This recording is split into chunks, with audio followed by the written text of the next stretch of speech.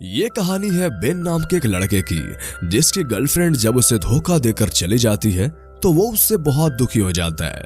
उसका किसी भी काम में मन नहीं लगता और वो अलग अलग चीजें इमेजिन करने लगता है, जिससे उसकी इमेजिनेशन करने की पावर टाइम में लोगों को फ्रीज कर सकता था। फिर इस पावर के मिलने के बाद वो बहुत सारे कांड करता है। उसकी फैंटेसी थी कि उसे लड़कियों को बिना कपड़ों को देखना बहुत पसंद था, इसलिए वो अपनी इस पावर का मिसयूज करके लोगों को फ्रीज करता और खासकर लड़कियों को कपड़े उतारकर घंटों तक उनकी पेंटिंग बनाया करता था। और फिर जब उसका मन भर जाता तो वो वापस से टाइम को अनफ्रीज कर देता। तो कहानी की शुरुआत में बेन को दिखाया जाता है, जो कि एक आर्ट रूम में बैठा हुआ था, जहां सभी लोग एक नेकेड बुढ़े की पेंटिंग बना रहे थे। पर बेन यहाँ बहुत उदास बैठा हुआ था और उसका मन काम में नहीं लग रहा था, क्योंकि कुछ हफ्ते पहले ही उसका बहुत ही तगड़ा वाला हार्ट ब्रेक हुआ था। उसकी गर्लफ्रेंड का नाम सूजी था, जिसने बेन से गुस्से में अपने एटीट्यूड के चलते बिना वजह ब्रेकअप कर लिया। इससे बेन को बहुत दुख पहुंचा और वो बहुत ज्यादा परेशान रहने लगा, क्योंकि वो उसे बहुत प्यार करता था और इस वजह से उसे रातों को नींद नहीं आ रही थी और वो पिछले कई रातों से सोया तक ना था। वो हमेशा डिप्रेशन में ही रहता, ओवर थिंकिंग ही करता रहता। अब एक दिन जब वो एक सुपरमार्केट में कुछ खरीदने के लिए जाता है, जहां उसे पता चलता है कि स्टोर में एक नाइट शिफ्ट के लिए जॉब अवेलेबल है, तो अब बेन उस स्टोर में जॉब करने का डिसाइड करता है, क्योंकि उसे वैसे भी रातों को नींद तो आती नहीं है। तो उसने सोचा क्यों ना जॉब करके पैसे ही कमा लिया जाए। तो फिर वो अगले दिन से उस स्टोर में ज्वाइन हो जाता है, जहां के 4 और लोग काम करते थे, जिनमें से एक सेरन नाम की लड़की थी, जिसे जब बेन ने देखा तो वो उसकी तरफ अट्रैक्ट होने लगता है और वो उसे पसंद करने लगा था। इधर उनके 2 साथी और भी होते हैं जो नाइट स्टाफ में काम करते हैं, जिनका नाम मैट और बेरी था। ये दोनों बहुत हरामी होते हैं। वो अक्सर स्टोर में आने वाली लड़कियों के शॉपिंग बैग में चुपचाप से सेक्स टॉय छुपा देते थे, जिसे कि लड़कियां अपने प्लेजर के लिए इस्तेमाल करती हैं। फिर जब काउंटर चेकिंग के टाइम पर उन लड़कियों के बैग से वो सारी चीजें निकलती हैं, तो वो दोनों उन्हें देखकर मजे लेते हैं। लेकिन फिर भी कुछ लड़कियां जिनका मन होता है वो उन चीजों को ले जाती हैं। और अब उधर बेन की भी लाइफ धीरे धीरे ठीक हो रही थी, जिसका मेन कारण शेरन ही थी। उसे शेरन के साथ टाइम स्पेंड करना और उसके साथ काम करना बहुत अच्छा लगने लगा था। पर जिस दिन शेरन जॉब पर नहीं आती थी तो बेन का भी काम में मन नहीं लगता था और वो स्टोर में लोगों के होने के बावजूद भी अकेला फील करता था, जिससे बचने के लिए वो इमेजिन करता है कि वो टाइम को फ्रीज कर सकता है। पर इधर रियल टाइम में भी एग्जैक्टली ऐसा हो जाता है, यानी जो चीजें जहां पर वो सब वहीं पे रुक जाती हैं, चाहे वो इंसान हो या कोई सामान हो। बेन जब ये सब देखता है तो वो खुद भी हैरान हो जाता है। और अब यहाँ पर वो किसी के साथ कुछ भी कर सकता था, पर जब वो यहाँ पे स्टोर में घूम रहा होता है तो उसे एक खूबसूरत लड़की दिखाई देती है, जिसे देखने के बाद उसके अंदर की डार्क फैंटेसी जाग जाती है और वो उस लड़की की बॉडी की तरफ अट्रैक्ट होने लगता है। फिर वो अपनी डार्क फैंटेसी को पूरा करने के लिए उस लड़की के सारे कपड़ों को खोल देता है और उसे नेक्ड करके उसकी पेंटिंग बनाने लगता है। वो यहाँ पर उस लड़की के हर एक बॉडी पार्ट को बहुत गौर से देखता है और उसे बारीकी से स्केच करता है। फिर इसके बाद भी जब उसका मन नहीं भरता तो वो अब स्टोर में आई हुई सभी लड़कियों के कपड़ों को धीरे धीरे खोल देता है और एक एक करके उन सब का स्केचेस बनाना शुरू कर देता है। फिर आखिर में वो अपने बॉस को देखता है कि वो भी फ्रीज हो चुका है, तो वो उसे उठाकर एक गिरते हुए दूध के डब्बे के सामने रख देता है, जिसके बाद वो स्टोर से बाहर जाता है और टाइम को ऑन फ्रीज कर देता है, जिससे सब कुछ नॉर्मल हो जाता है।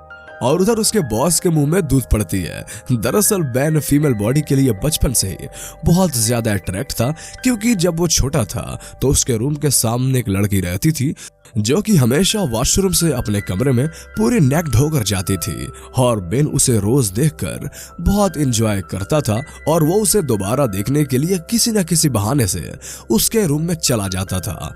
उसका एक सुन नाम का दोस्त भी होता है, जो कि उसी के तरह फीमेल बॉडीज को देखने के लिए काफी अट्रैक्टिव था। अब एक दिन बेन सुन के घर जाता है, जहां सुन बेन को एक एडल्ट मैगजीन दिखाता है, जो कि उसकी मॉम के थी। और जब उस मैगजीन को वो लोग देख रहे होते हैं तभी उधर से सुन की मॉम आ जाती है। ये दोनों जल्दी से उधर से भाग जाते हैं और फिर सून की मॉम की नजर उन दोनों पर पड़ती है।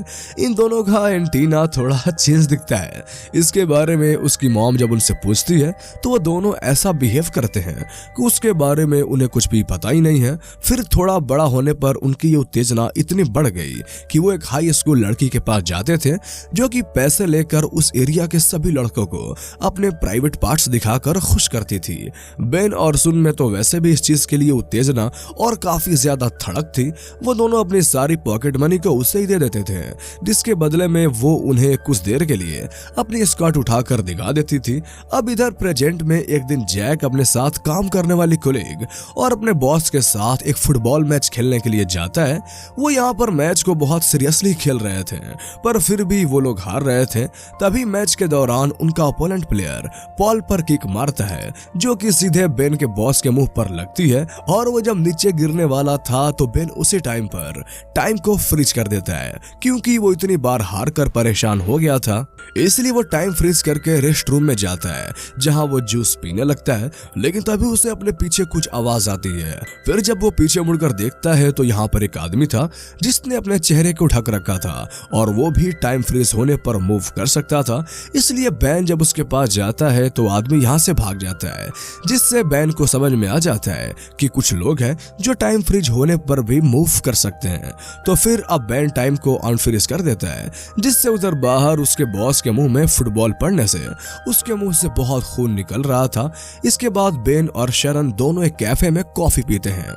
कॉफी पीने के बाद बेन शेरन को उसके घर पे छोड़ने के लिए जाता है, तो शेरन अपने घर पर जाने से पहले उसे किस कर देती है।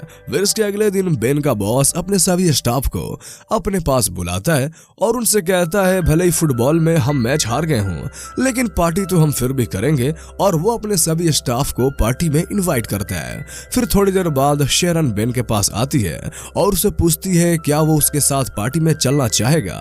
तो बेन के लिए तो इससे बढ़िया चांस क्या हो सकता था कि जिसे वो पसंद करता है वही अपने साथ उसे पार्टी में चलने के लिए कह रही है।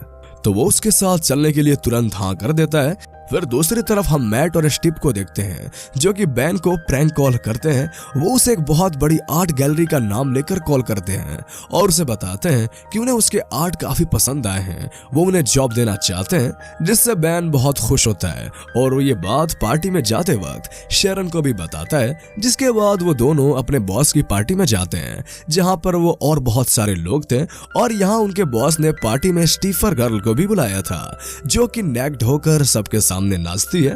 बेन जब उसे देखता है तो वो उसे देखकर घबरा जाता है, क्योंकि वही स्टीपर गर्ल थी जिसे बचपन में बेन और उसके दोस्त पैसे देकर उसके प्राइवेट पार्ट को देखते थे।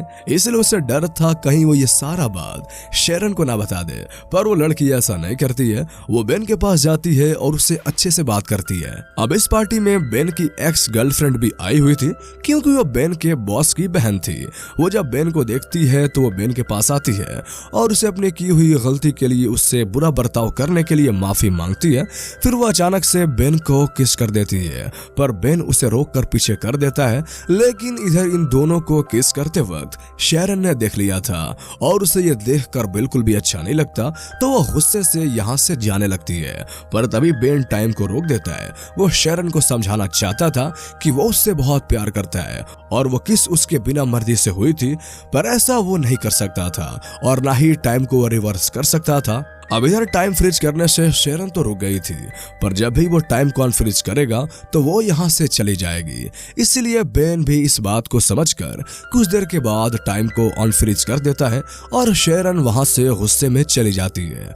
फिर उसी रात को बेन शेरन के घर उसे समझाने के लिए जाता है, पर शेरन उसकी कोई बात नहीं सुनती और वो गुस्से में उसके मुंह पर दरवाजा बंद कर देती है।